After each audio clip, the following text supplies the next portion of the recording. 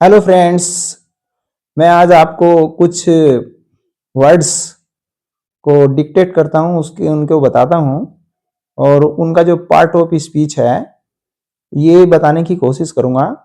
ये जो कुछ सर्टेन वर्ड्स हैं ये कई बार जो है बहुत जो है हमें ये कंफ्यूज भी करते हैं। तो I will try to explain these words.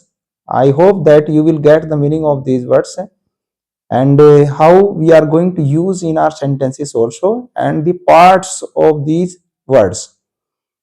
These words are useful for your competitive exam. आप ध्यान से सुने और get the meaning of these words, how you are going to use them. जैसे कुछ वर्ड हैं, ईच है, एवरी है, और आपका ईच ऑफ है, इधर, neither, both, until, unless and if. देखने में तो बिल्कुल एकदम कॉमन वर्ड लग रहे हैं और आपने कई बार देखा भी होगा, बट इनका डिफरेंट यूज कैसे होता है, कैसे इनका पार्ट ऑफ स्पीच जो है वो डिफरेंट अलग अलग हो सकता है। जैसे कि ईच होता है, तो ईच जो है हम इसको जो यूज करते हैं, या लिखा है कि इट में बी यूज्ड एज अ आपका एडजेक्टिव और प्रोनाउन। तो ईच को हम एडजेक्टिव की तरह भी यूज कर सकते हैं और प्रोनाउन की तरह भी यूज कर सकते हैं। जैसे कि आपका ये फॉर एग्जाम्पल, जैसे यहाँ पर एग्जाम्पल दिए हैं, आप देखो कि फॉर एग्जाम्पल हम देख सकते हैं कि जैसे ईच स्टूडेंट, ईच मैन। अब देखो यहाँ पे ईच स्टूडेंट नाउन है, तो ये ईच यहाँ पर जो है एज ए एडजेक्टिव यूज हुआ है। इसी तरह से ईच ऑफ द स्टूडेंट, तो यहाँ पर जो ईच है वो एज ए प्रोनाउन यूज हुआ है।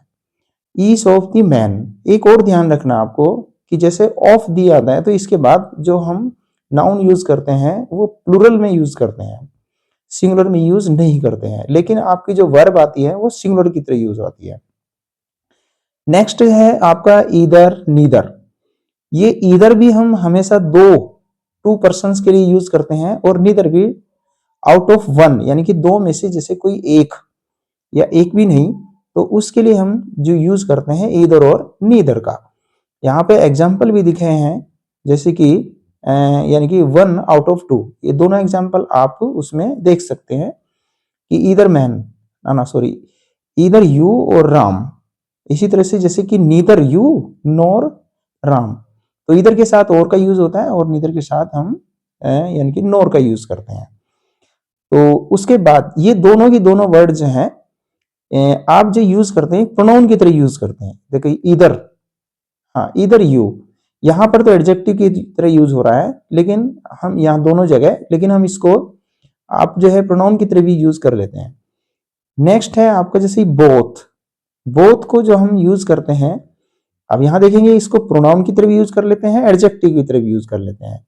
जैसे कि बोथ वर, अब यहाँ ये प्रोनाउन की तरह यूज हो रहा है, बोथ जो है उसके बाद आपकी वर्ब आई, तो इसलिए ये प्रोनाउन की तरह यूज हुआ है। एडजेक्टिव की तरह हम यूज कर सकते हैं बोथ द स्टूडेंट।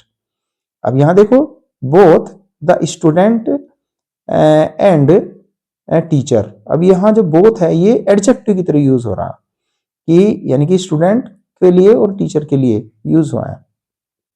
नेक्स्ट है आपका जैसे कि अनटिल। अनटिल भी हम दो तरह से यूज कर सकते हैं, एक कंजंक्शन की तरह यूज कर सकते हैं और प्रीपोजिशन की तरह यूज कर सकते हैं।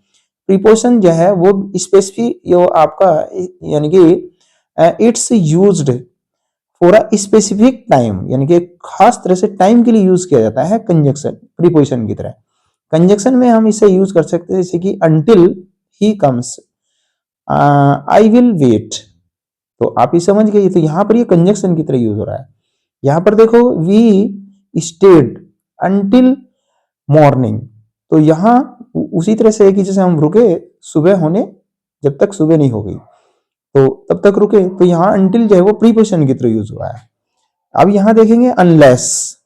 अनलेस जो है हम केवल उसको कंजंक्शन की तरह ही यूज करते हैं, उसका कोई दूसरा यूज नहीं होता है। अनटिल का जैसे दो यूज हुए, तो अनलेस एक प्रीपोजिशन की तरह यूज हुआ है। यहाँ पर एग्जाम्पल है कि I shall not help you unless you come to me. अब जब तक आप मेरे पास नहीं आएंगे मैं आपकी कोई मदद नहीं करूंगा।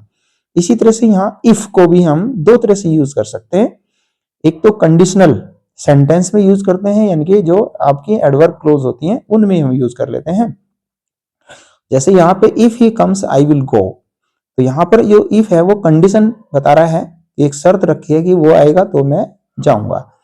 और इसी तरह से डाउट, संदेह, डाउट की तरह हम कैसे यूज कर सकते हैं कि I don't know if he will come. अब आप यहाँ कई बार देखेंगे कि इफ वाली जो क्लोज होती है उसमें हम कभी भी विल का यूज नहीं करते, लेकिन जब डाउट होता है डाउट वाले में इफ के साथ विल का यूज करते हैं। तो I don't know if he will come, that is right. तो इफ को भी हम दो तरह से यूज कर सकते हैं, कंडीशन और डाउट की। I hope you like these words and अच्छा लगे तो चैनल को सब्सक्राइब करना, लाइक करना। Thank you.